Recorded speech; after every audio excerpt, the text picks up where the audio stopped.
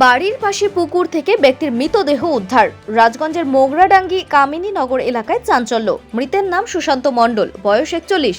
পরিবার সূত্রে জানা যায় ওই ব্যক্তি রবিবার বিকাল থেকে বেপাত্তা ছিলেন। আজকে সকালে সন্দেহ হওয়ায় বাড়ির পাশে পুকুরে খোঁজাখুঁজি করে মেশিন দিয়ে জল সেচতেই ব্যক্তির মৃতদেহ দেখতে পান পরিবারের লোকেরা।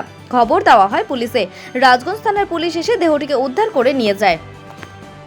এটা কালকে সন্ধ্যা 7টার পর থেকে এমনি নিখোঁজ হয়ে গেছে। মানে আগে ছিল, শরীর অসুস্থ ছিল, মানে ব্রেন স্ট্রোক ছিল।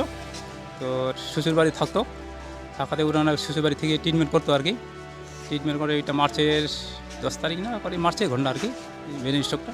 তারপর শ্বশুরবাড়ি থেকে ওরা ট্রিটমেন্ট করতো। আজকে পরশু শুক্রবার দিন বাড়ি আসছে। শুক্রবার দাদার বাড়ি গেছে, দাদা তো এখানে নিয়ে আসে শনিবার নিয়ে আসে। শনিবার রবিবার ছিল এখানটায়। তারপরে কালকে 7টা থেকে এখানে নিখোঁজ হয়ে গেছে। তারপরে বাড়ির লোক এখানে খোঁজাখুঁজি করছিল সবাই। হ্যাঁ, তারপরে আমাকে 10টার দিকে ফোন করছিল যে এরকম একটা ঘটনা ঘটে গেছে। তো ঠিক আছে, তাহলে আপনারা খোঁজাখুঁজি করেন, আমি একটু তাহলে দেখি কী করি। আজকে বাড়ি থেকে একটু সন্দেহ করছিল যে এই পুকুরে আমি কালকে একটা শব্দ করছিল। শব্দতে ঠিক আছে, তাহলে তোমরা যে সন্দেহ করছো তাহলে পুকুরে একটু করো, মেশিন আইনি জলটা শেখার ব্যবস্থা করো। ব্যবস্থা করছিল, ততক্ষণে আমি বাড়ির লোক থেকে নিয়ে থানায় গেছি মেশিন ট্রেনিং করার জন্য। মেশিন ট্রেনিং করতে এখানে গেছি, স্যার একটু লেট করছে। তারপরে এখানটায় আমরা আসি। তারপরে কে যেন ফোন করছে। হ্যাঁ, পুকুর বাড়ির পাশে পুকুরটা, এখান থেকেই পাওয়া গেল। সুশান্ত মণ্ডল, 41। পাস তো আগে তো এলআইসি করতো, তারপরে অন্য কিছু করতো না। তারপরে সেরিকালচারে ডিউটি করতো। ব্রেন স্ট্রোক হওয়ার পরে তো আর কিছু ডিউটিটা ছেড়ে দিল। ওনার শালায় এখন এখানে করতেছে।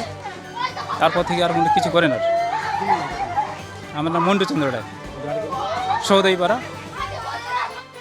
ও কালকে রাত্রে থেকে বলে পাচ্ছে না। তো আমি তো এখানকার পঞ্চায়েত, তো সকালে আমাকে ফোন করার পরে আসলাম। আসার পরে জিজ্ঞাসা করলাম, তো ওনার বদি হয় না, ওনার বদি বললো যে পুকুরে একটা আওয়াজ পেয়েছে আর কি।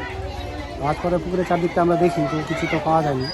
তো ওই বাঁশঝাড়ের নিচে টর্চ লাইটটা পাওয়া গেছে, যে রাত্রে যেটা ও নিয়ে বেরিয়েছিল আর কি।